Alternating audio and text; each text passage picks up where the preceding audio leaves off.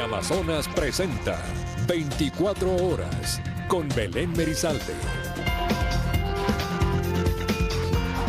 Aquí empezamos, amigos. Como parte de la gira oficial del presidente Daniel Noboa este fin de semana, cumplió actividades en España. En ese país mantuvo una reunión con el presidente de Panamá. El primer mandatario también mantuvo un encuentro con empresarios españoles.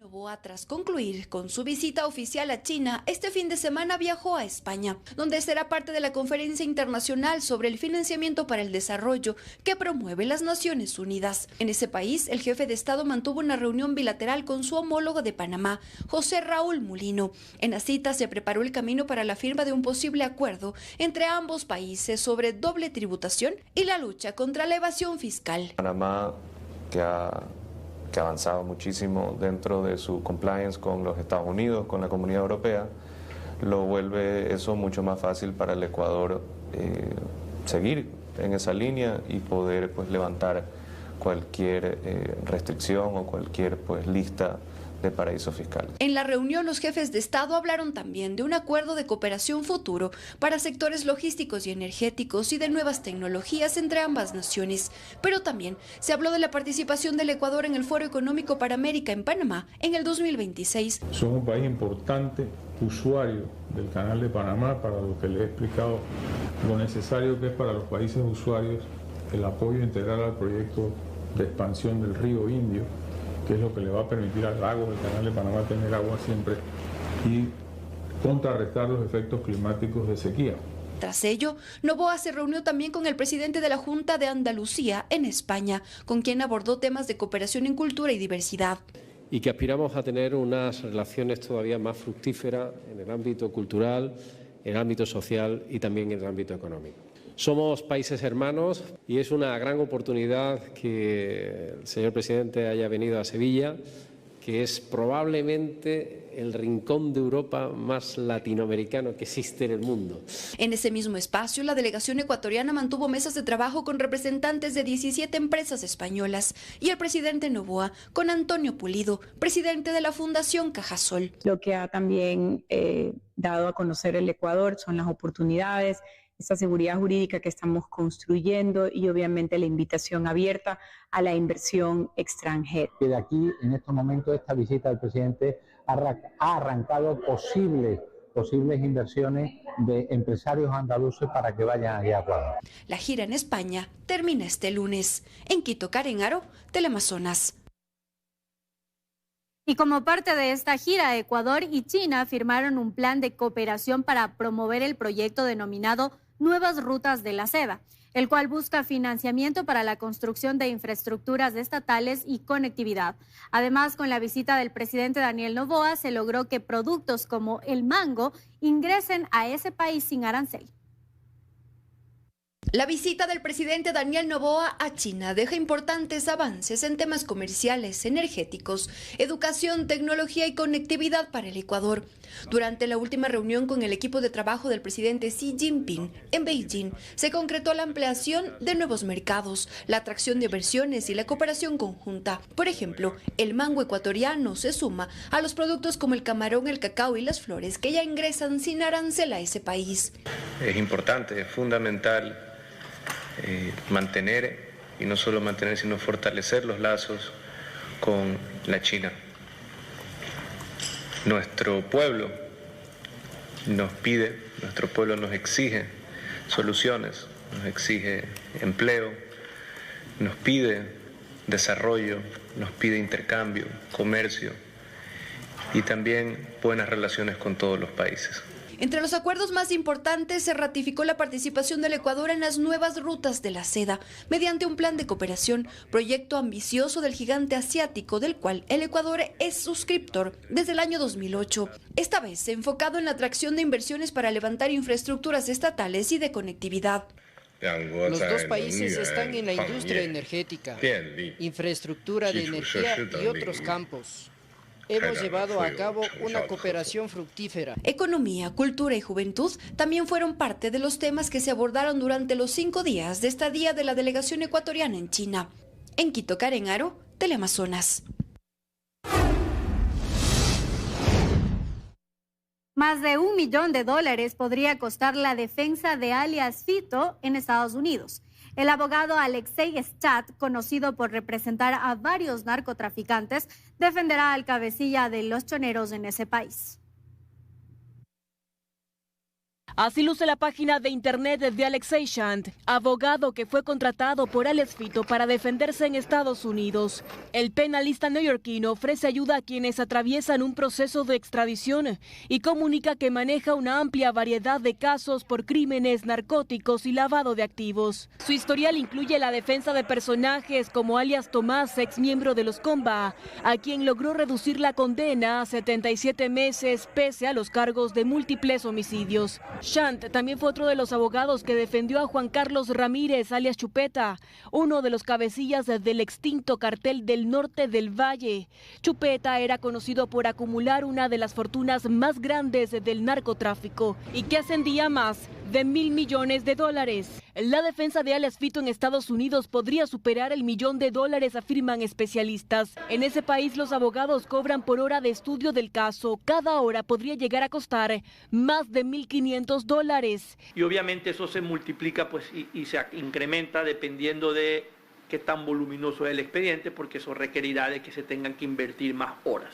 Especialistas recalcan que en Norteamérica se prohíbe el pago de abogados con dinero ilícito. Va a tener que hacer el abogado un esfuerzo para que se justifique que el dinero con el que alias Fito le va a pagar no es un dinero producto de las actividades ilícitas a las que él se ha dedicado. Alias Fito podría enfrentar 7 cargos en Estados Unidos, entre los que constan conspiración para la distribución internacional de cocaína, uso de armas de fuego para promover el narcotráfico, contrabando de armas de fuego desde Estados Unidos y conspiración para la compra de armas de fuego a través de testaferros. Es así que Fito podría enfrentar hasta cadena perpetua. Mientras tanto, Ecuador espera el requerimiento formal de extradición de alias Fito por parte de Estados Unidos. Bernarda Ceballos, Teleamazonas. La Fiscalía General del Estado, a través de un comunicado, advirtió con iniciar acciones legales en contra de quienes hayan difundido información reservada tras las declaraciones de Daniel Salcedo dentro de la investigación por el asesinato de Fernando Villavicencio. Los abogados de Jorge Glass y José Serrano fueron los primeros en reaccionar tras la diligencia y dar a conocer detalles de quién presuntamente habría financiado el asesinato del ex candidato presidencial. La corrupción y la falta de recursos han marcado las administraciones en el Servicio Nacional de Atención a Personas Privadas de la Libertad. Según datos oficiales, al menos una cuarta parte de su personal ha estado involucrado en actos irregulares. Creada mediante decreto ejecutivo en el 2018 tras la extinción del entonces Ministerio de Justicia sobre el Servicio Nacional de Personas Privadas de la Libertad, hoy pesan algunos pendientes, pero aún más cuestionamientos, pues se pensó que bajo ahora esta figura se iban a solucionar los problemas de hacinamiento, ingresos de objetos no permitidos y más.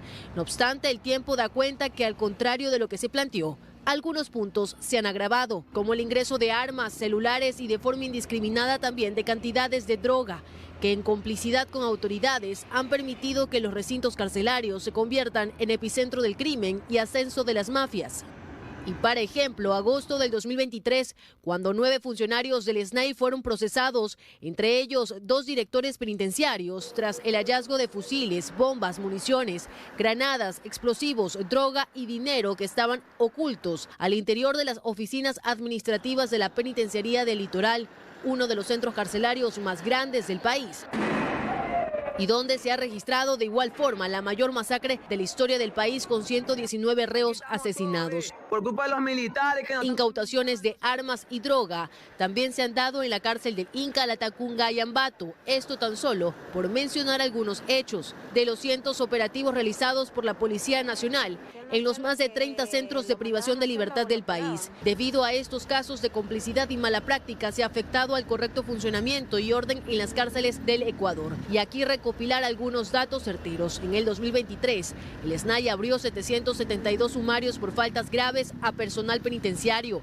De esta cifra, las comisiones disciplinarias pertinentes abrieron 145 procesos por reincidencias debido a faltas graves o muy graves, mientras que otros 55 casos terminaron en destitución directa, lo que en una perspectiva general, los números presentados afectan a un cuarto del total del personal del SNAI, que supera los 2.800 servidores. Pero no es todo, pues en el 2024 el involucramiento de funcionarios con la corrupción también escaló a otros niveles, registrándose el involucramiento de 2 exfuncionarios de la institución en el caso de corrupción plaga. Astrix Ingrid, Teleamazonas.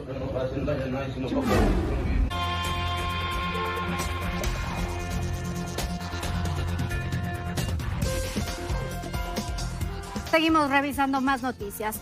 Pasadas las 22 horas del sábado en el Centro de Rehabilitación Social de Machala, personal de las Fuerzas Armadas neutralizó a un privado de libertad que había efectuado varios disparos dentro del reclusorio. El individuo tenía en su poder un arma de fuego y 2 granadas de fragmentación y según reportes oficiales, el recluso abrió fuego contra otros internos que se encontraban en el área de cuarentena. La situación fue controlada minutos después por los uniformados. El bloque de seguridad ejecutó un operativo en el archipiélago de Jambelí, en el cantón Santa Rosa de la provincia de El Oro. Durante las intervenciones se produjo un enfrentamiento entre el personal de la Marina y los antisociales.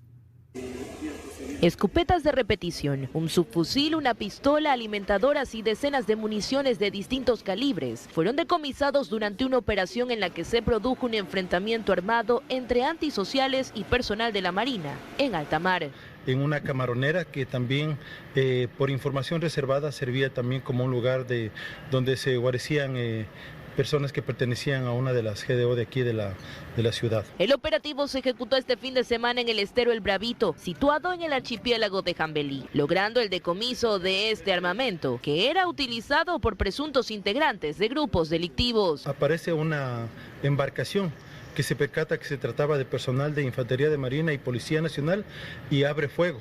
Nuestro personal como bloque de seguridad, haciendo uso legítimo de la fuerza, repele esa agresión, produciéndose un enfrentamiento y a continuación una persecución ininterrumpida. Las personas que abordaban esta otra embarcación llegan al manglar, abandonan la misma y van abandonando también las armas de fuego con las que agredieron a nuestro personal y se dan a la fuga. Las armas halladas en la embarcación fueron verificadas por número de serie en el sistema policial. 2 de ellas tenían reporte de robo y pertenecen a una empresa de seguridad. La procedencia de las municiones y el armamento será verificada, ya que este tipo de armas no pueden adquirirse en Ecuador, sino en países vecinos como Perú o Colombia, de donde los grupos de delincuencia organizada traen armamento de forma ilegal. El tipo de arma 7.62 es para un fusil FAL, es un fusil que antes se utilizaba, pero ya después salió en uso por el tipo de munición. Estas armas no es tan fácil de conseguir. Estas armas deben ser traídas de otro lugar que no sea aquí el Ecuador, porque ya aquí en el Ecuador no existe ese tipo de armamento. La policía afirmó que estas acciones permiten debilitar a las organizaciones delictivas, ya que las armas incautadas eran utilizadas para extorsionar o atentar contra la integridad de otras personas. En la provincia de El Oro, Paula Kun, Teleamazonas. Y precisamente, según datos de la Policía Nacional, en la provincia de El Oro, las muertes violentas se han incrementado en un 41% en este 2025 si se compara con el mismo periodo del año anterior. Machala, Pasaje y Huaquilla son los cantones con más homicidios intencionales.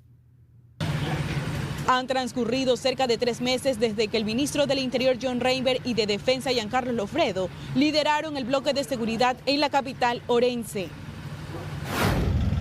Desde entonces, la Policía Nacional ha intensificado los operativos en zonas de alta peligrosidad, sobre todo en Puerto Bolívar, Machala. Son zonas conflictivas que aportan con el mayor porcentaje de muertes violentas. Como resultado está la captura de presuntos asesinos, extorsionadores y miembros de delincuencia organizada. Según información de la Policía Nacional, en la subzona El Oro se han decomisado en lo que va de este 2025 más de 500 armas de contrabando que pertenecen a miembros de grupos de delincuencia organizada que operan en esta provincia.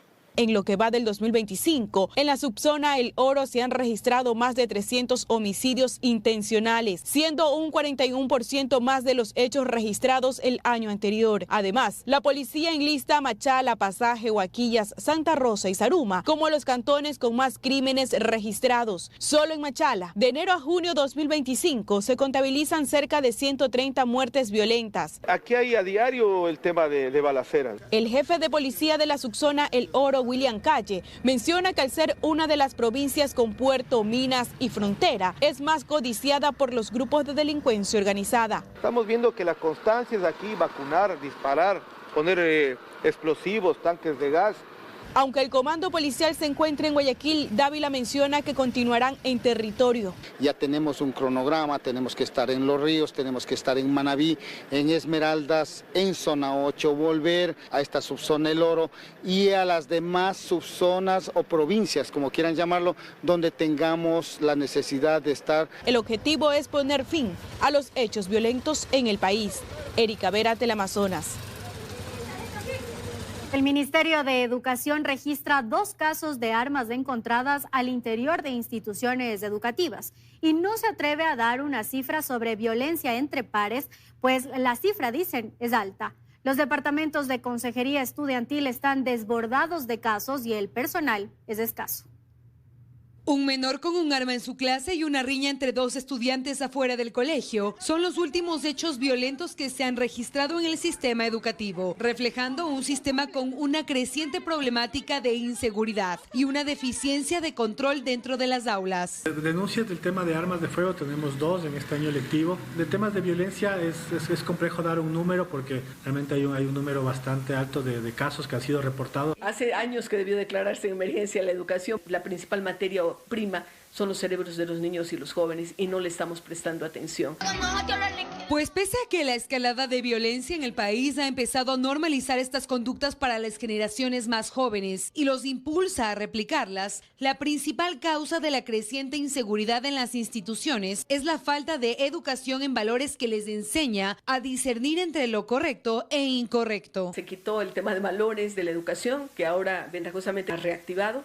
Hemos perdido raíces, ya nos enseñan comportamientos, la familia se desestructura. Probablemente esa conducta que se denomina o se puede considerar que es desviada es resultado del hecho de la influencia social, de los micromedios en los que se desarrolla, que puede ser la familia o la comunidad. Es por eso que Emilio Carrillo, catedrático de Psicología, recomienda que tanto en casa como en los departamentos de consejería estudiantil pongan atención a cambios en el comportamiento de los estudiantes, si se excluyen, si quieren estar solos, si tienen mal rendimiento, entre otras actitudes. Es importante que los DECES hagan la orientación, puedan implementar programas preventivos. No existe el personal suficiente para atender a los niños y adolescentes. Bueno, los DECES en primer lugar son muy pequeños. Creo que los DECES están desbordados totalmente. Desde el Ministerio de Educación aseguran estar trabajando por mejorar la seguridad dentro de las instituciones. Quizás se pueda facilitar el hecho de que haya la posibilidad de revisarlas, hacer requisas en los colegios. Mientras tanto, los expertos señalan que los estudiantes que son testigos de situaciones violentas en las instituciones deben también tener acompañamiento. María Gracia Chacón, Teleamazonas. El tráfico y consumo de drogas siguen siendo las principales causas del repunte de muertes violentas vinculadas al crimen organizado. Esto según un nuevo reporte de la ONU que también revela un aumento del 34% en la producción de cocaína en Ecuador durante los últimos 3 años. Son máximos históricos alcanzados en el 2023 en la producción, la incautación y el consumo de cocaína dentro de nuestro territorio. Así lo reveló un reciente informe de la Organización de las Naciones Unidas, publicado el 26 de junio de este año, en el cual se alerta sobre el aumento de la violencia sin precedentes en nuestro país producto del narcotráfico. Según los datos de la ONU, la producción ilegal de cocaína en el 2023 alcanzó cifras récords de 3.708 toneladas, significando un 34% más que el año anterior y 10 veces es más que la cifra registrada en el 2013. ¿Pero a qué responde este aumento? Pues según el reporte lo liga principalmente al incremento de la superficie dedicada al cultivo ilícito de la hoja de coca de nuestro país vecino Colombia, que lidera la producción de esta planta a niveles que ahora también ha penetrado en otros mercados como Asia y África. Otra cifra que también ha aumentado es el número de consumidores de cocaína, pasando de 17 millones de consumidores en el 2013 a 25 millones de consumidores en el 2023, incluso con regulaciones como la actual derogada tabla de drogas. Es así que como puntos de hallazgos la ONU enumera el aumento de la violencia en Ecuador debido a estos factores pasó de una tasa de homicidios de 7,8 por cada 100.000 habitantes en el 2020 a 45,7 por cada 100.000 habitantes en el 2023. Ecuador sigue siendo identificado como país clave en el tráfico internacional de cocaína, desde países andinos hasta América del Norte y Europa. Este último continente, según la ONU, ha superado a Norteamérica en cantidades de incautaciones de cocaína, lo que preocupantemente refleja un cambio de ruta en los destinos del cargamento que sale desde nuestros principales puertos. Astrix Ingrid, Teleamazonas. Más de 3 millones de emergencias fueron gestionadas por el ECU 911 a escala nacional durante el 2024. Desde hechos de violencia intrafamiliar hasta robos detectados por videovigilancia. Estas cifras fueron parte de la rendición de cuentas de esta institución. Hola. ¿Cómo está? Señor, estoy llamando porque hay un señor que está tomado que se quiere botar al río.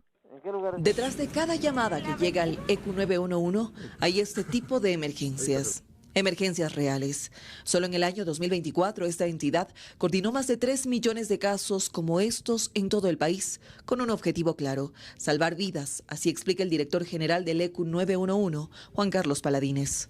Más de 3.100 servidores, tanto del ECU 911 como de las entidades de primera respuesta, en 18 centros zonales y locales procesan información de cada alerta.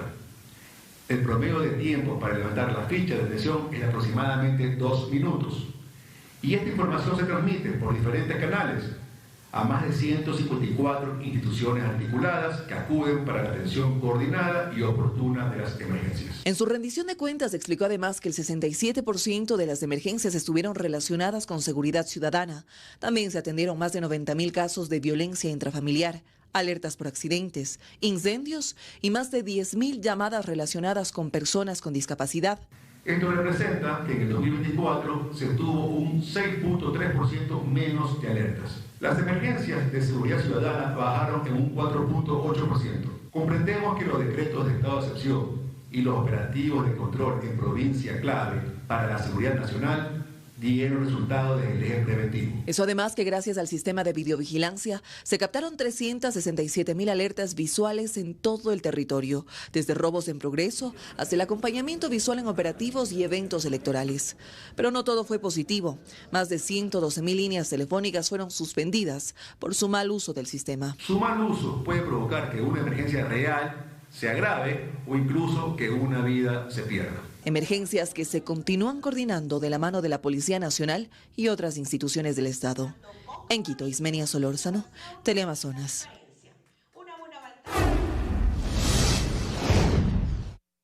La cantidad de agua que ingresa a Mazar va disminuyendo a medida que se acerca la época de estiaje.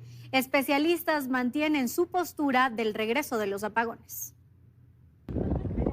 Tras alcanzar su pico máximo en mayo, los caudales de la represa Mazar empiezan a descender, pasando de 186 metros cúbicos por segundo en el quinto mes del año a 130 metros cúbicos por segundo en junio.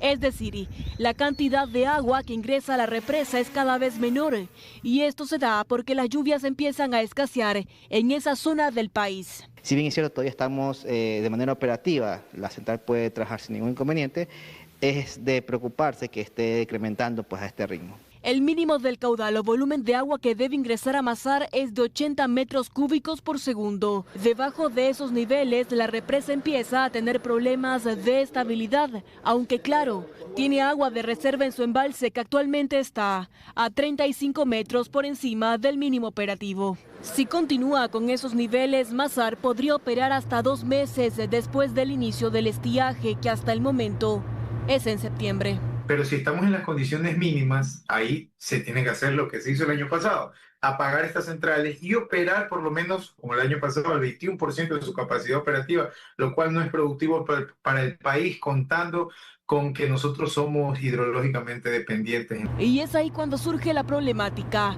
En época de estiaje, los megavatios operativos bordean los 3.800 y la demanda actualmente está en 4.200. Es decir, en esa época habrá un déficit energético de un poco más de 400 megavatios en Ecuador. Especialistas aseguran que si durante la época de sequía la demanda de energía incrementa y el gobierno no logra poner en marcha los 241 megavatios de contratación pendientes, los apagones regresarían al país. Aunque de su parte las autoridades han garantizado que no habrá cortes de luz durante el 2025. Bernarda Ceballos, Teleamazonas. Empezó la construcción de la agenda legislativa en la Asamblea Nacional para este periodo. Las bancadas grandes y los representantes de la minoría también participaron de la primera reunión. Los ejes de seguridad y justicia marcarán la hoja de ruta. La construcción de la agenda legislativa para este periodo empezó con una primera reunión de la que participaron los jefes de todas las bancadas y partidos políticos con el presidente de la Asamblea. Para que haya participación no solo de las dos bancadas que tiene la Asamblea, que es la Revolución Ciudadana y de ADN, sino también otros representantes de otros partidos políticos. Hubo apertura para que incluso el Partido Social Cristiano, que no es bancada pero tiene representación política en el Parlamento, pueda entregar sus aportes.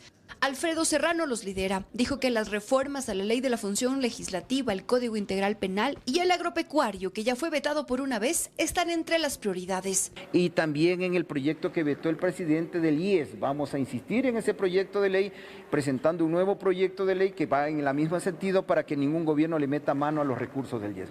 Y celebro yo que se haya invitado, porque si bien en la ley habla solamente de bancadas para este tipo de reuniones, se ha invitado a nuestro grupo parlamentario y pudimos dejar en constancia de cuál es nuestra posición. Desde Pachacutic, su pedido al presidente Olsen fue que se construya una agenda garantista de derechos, explicó la asambleísta Cecilia Baltasar al salir de la reunión. Pidieron también que se acelere el trabajo sobre la consulta libre e informada, derechos de los niños y reformas a la Ley Orgánica de Garantías Jurisdiccionales. Hay que trabajar ya por la garantía de este derecho fundamental de nuestros niños, niñas y adolescentes del tema del agua, la ley del acceso a este recurso vital. Es uno de los primeros puntos que hemos planteado. Valentina Centeno, de la bancada de gobierno, dice que las leyes que están pendientes en materia de seguridad y justicia encabezarán la agenda legislativa. Debido a la situación por la que atraviesa el Ecuador, dijo que habrá reformas constitucionales, pero que aún trabajan en la temática. Estamos trabajando en cuáles deberían de ser esas reformas constitucionales, pero no son temas a corto plazo por ahora como bloque.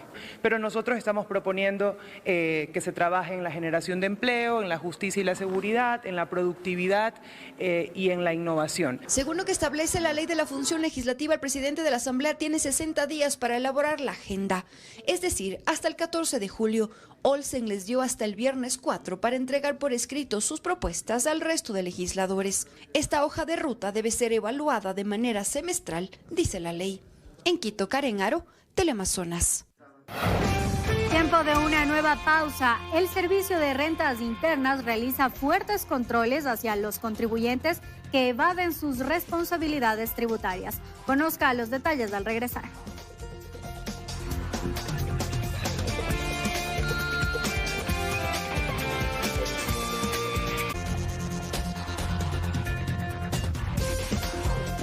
Revisamos otras noticias. Al menos 4 tipos de controles implementa el Servicio de Rentas Internas para aumentar la recaudación tributaria durante este año.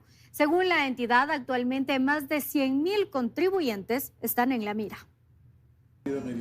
Identificar a los evasores de impuestos y sancionarlos es el objetivo que se ha planteado el Servicio de Rentas Internas para este 2025. Es por ello que, según su director, son al menos 4 los controles implementados en los que más de 100.000 contribuyentes están en la mira. Por ejemplo, por primera vez desde 2014 se hará una fiscalización a las ganancias por la venta de acciones. Hemos detectado un potencial de 6.000 contribuyentes que han transferido acciones y, sin embargo, no han hecho la declaración y pago pago. La tarifa es del 10% de la utilidad. También grava a las transacciones que se han hecho en el extranjero. Hasta ahora, apenas 300 contribuyentes han cumplido con el pago, lo que ha dejado una recaudación de $30 millones al año. Pero tras el control se espera obtener al menos 50 millones. Para aquellas transferencias que se hicieron en el Ecuador, tiene que hacer la declaración y pago el mes siguiente de acuerdo al 9º dígito del RUC.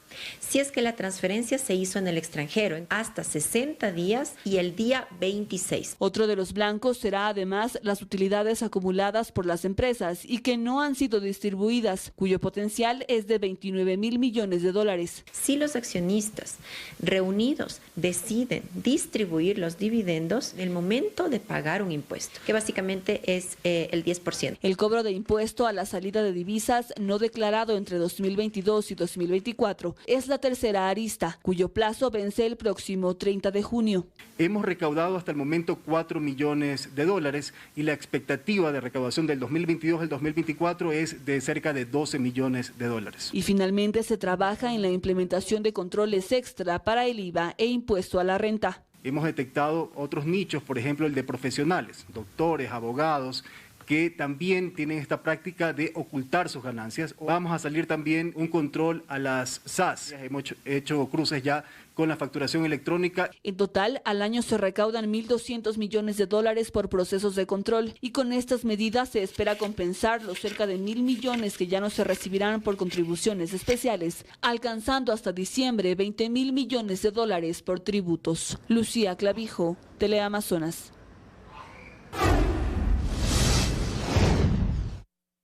Cuerpos de bomberos de varios cantones del país cumplieron el proceso de acreditación nacional en el manejo de incendios forestales y son parte de las BRIF tipo A. La preparación se realizó en el Parque Nacional Cotopaxi con la participación de más de 100 bomberos forestales.